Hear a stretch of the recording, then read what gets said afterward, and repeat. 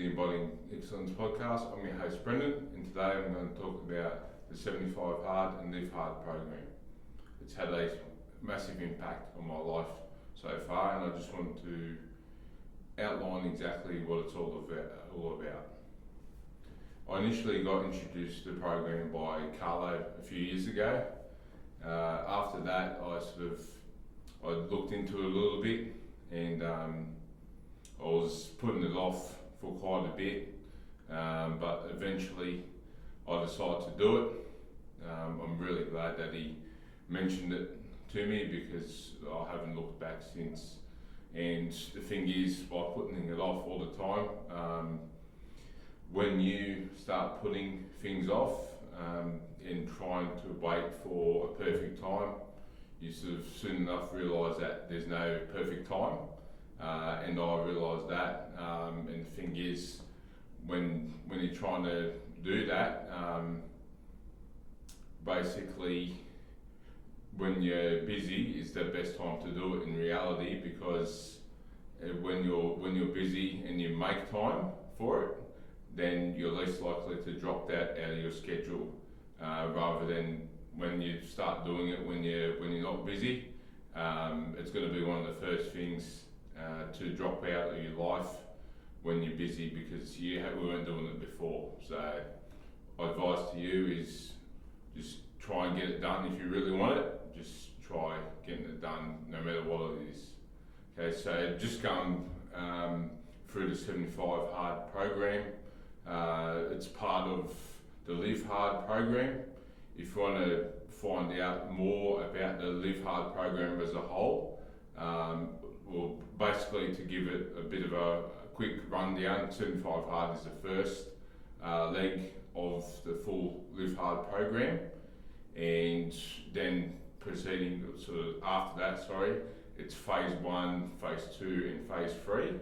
If you want to find out more about the whole Live Hard program, I recommend listening to episode 208 of the Real AF podcast with Andy Frisella. He does a really good job, obviously having to actually created the program. He knows a bit about it, but he gives a really good rundown on the program and everything to do with it.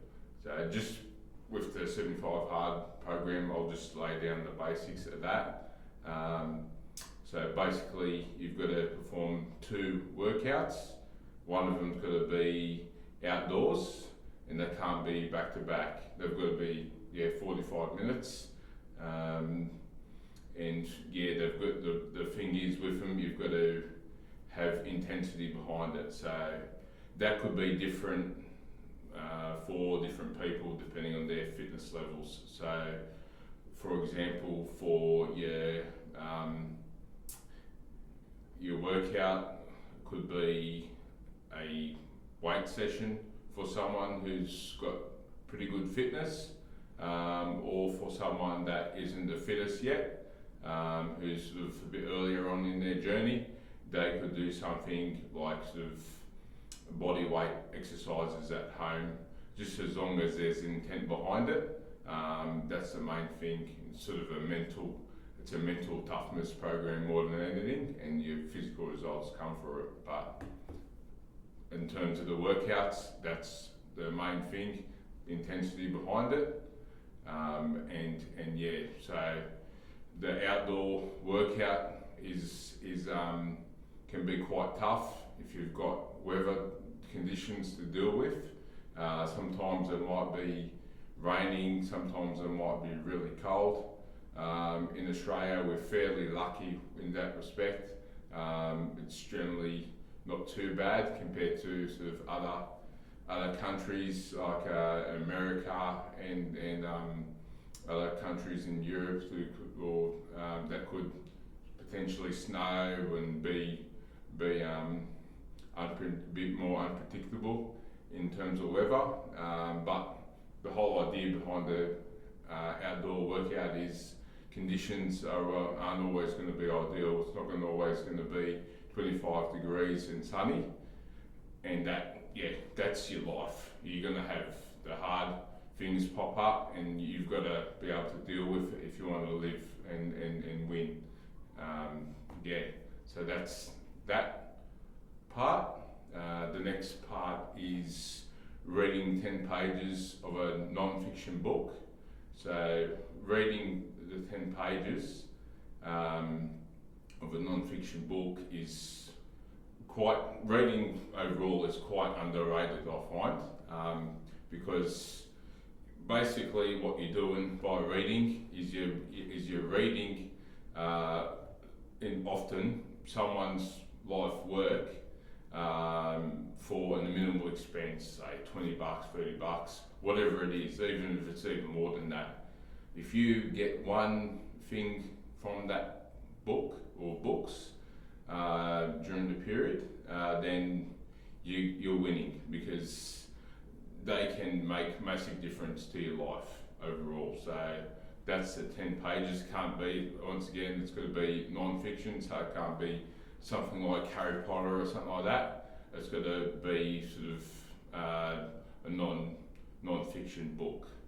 So going back onto more your nutrition-wise, and will help with your workouts, is hydration through drinking 4 litres of water every day, and it can't be 3.8 or can't be 3.6 litres or whatever.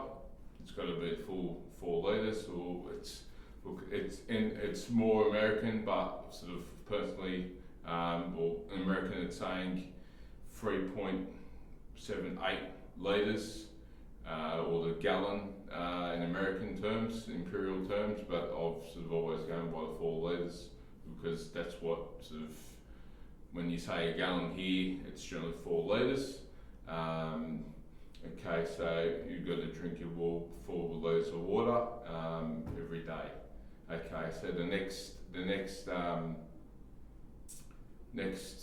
task that you've got to perform in the every day, is to have a diet, follow a diet. So that could be different for everyone. So basically, some people might want to bulk, for example. Some people might want to cut. So your diet should suit that. So if you want to bulk, obviously you're going to be in a calorie surplus, and if you want to cut, you're going to be in a deficit. Now, it can't be just if it fits my macros sort of diet. It's got to be clean food. It can't be just shit, basically. So because that follows on to this next bit, the cheat meal. You can't have a cheat meal. So that, if it fits my macros diet, doesn't work with that anyway. So fortunately with cheat meals, they do have its place when you're sort of further down the road, but for someone that is trying to, a lot of the time, get their head in the right space and move past a food addiction, then cheat meals do not really help the situation at all. Think of it like a heroin addict. If you told a heroin addict to behave all week, not to take any heroin, and then on Saturday they could have a bit of heroin, is that going to stop them from being addicted to heroin? No, it's not. So the same thing happens with food. If you go all week eating clean, and then on a Saturday, 12:01, you decide to binge eat all the food that you've craved all week, you're going to be in a cycle over and over and over again. The addiction is still there. So the idea of not having a cheat and following a diet is to show yourself that you can actually do it, and that you're true to your word. So that just programs your head in your head that you can do it, and you get results as a result of doing that and following through, both mentally and physically. So that's your cheat meal. can't do it. Okay, so that's that task.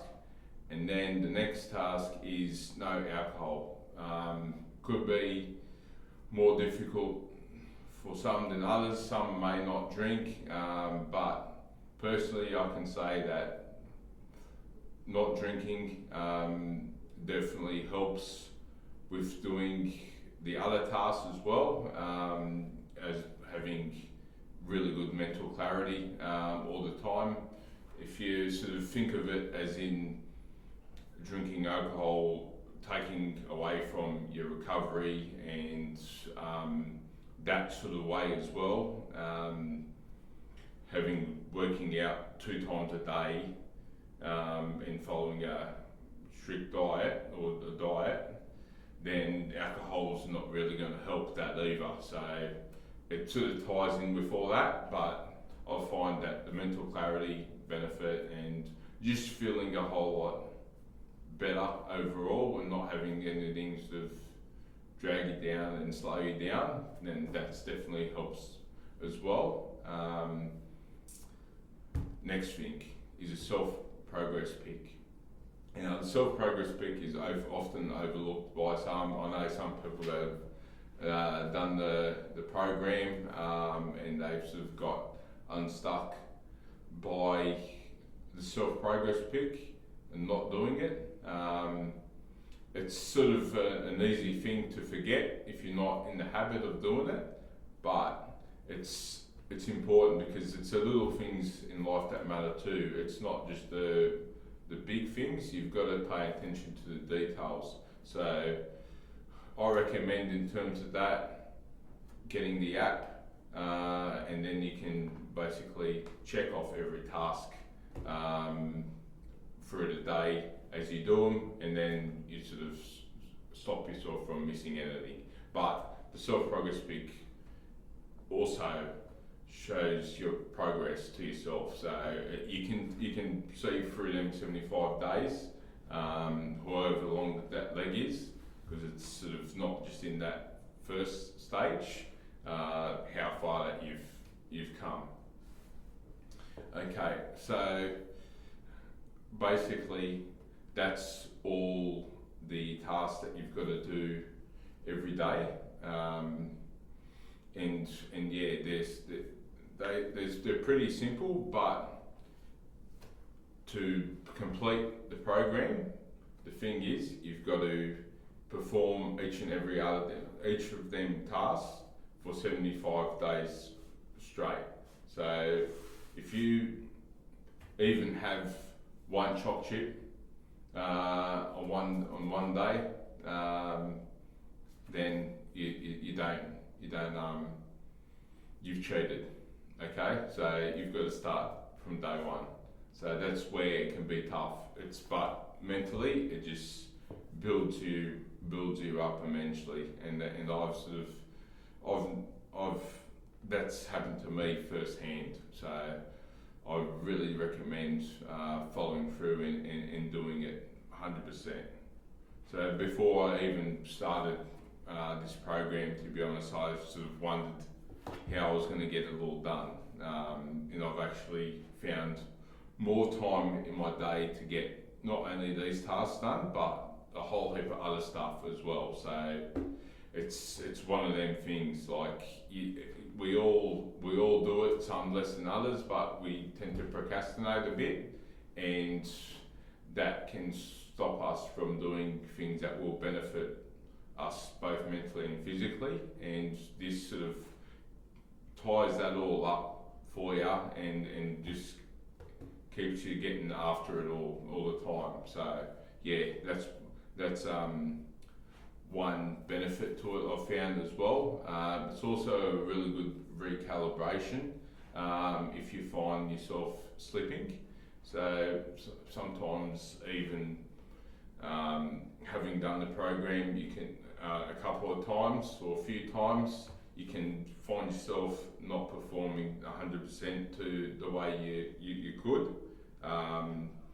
And basically this program helps tie it all up for you and keeps it all in line, because the things that you get from it, like discipline, grit, perseverance. They're skills. They're not something that you're born with, which I've sort of said before. They're something that you keep developing over time, and this program develops that skill, and every time you do it, you seem to sort of keep going, keep getting better and better, and your baseline just elevates as well. So what you considered before as going really good now is just that baseline. So yeah, it just sort of recalibrates you and gets you to keep stepping it up a level, which is really beneficial. But that's something that you got to keep in mind as well when you initially start it, because sort of you're not going to be able to sort of rest on your laurels. You're going to be wanting to keep stepping it up and stepping it up. It's a great tool to have. We all know what to do. It's adherence that is the problem. So with this program, just helps you ingrain all the good habits. I just really recommend following through and doing it.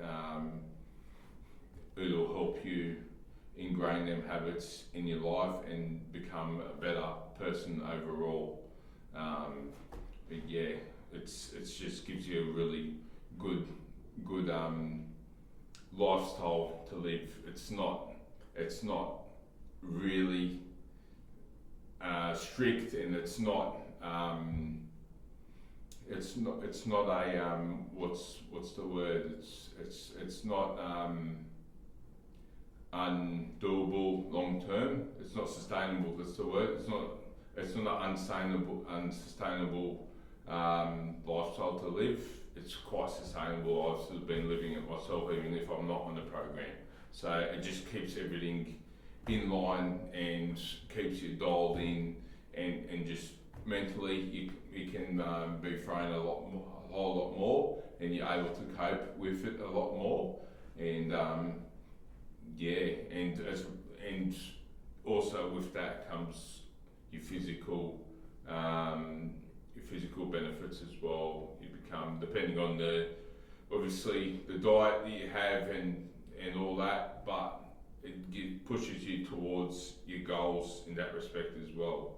I can't highly recommend it enough. And once again, I thank Carlo for mentioning it to me a few years ago, and you Frisella for creating the program. And it hasn't just helped me, it's helped many thousands of people. You can search the hashtag on your socials, 75 hard, live hard, to see the results that it's given people, both mentally and physically, and they're dead set amazing.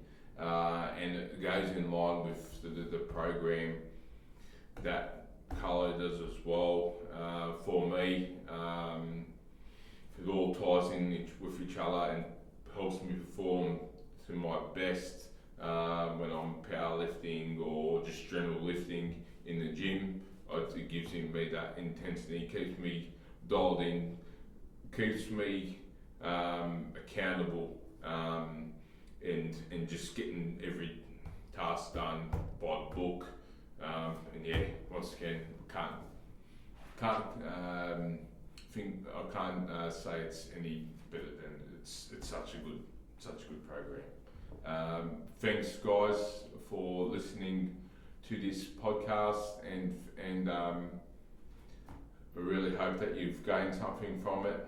And please like and subscribe, and let us know if you sort of want anything else from us, and we're really happy to sort of to work with you guys in terms of what you want to hear from us, and if you have any perspectives, and go get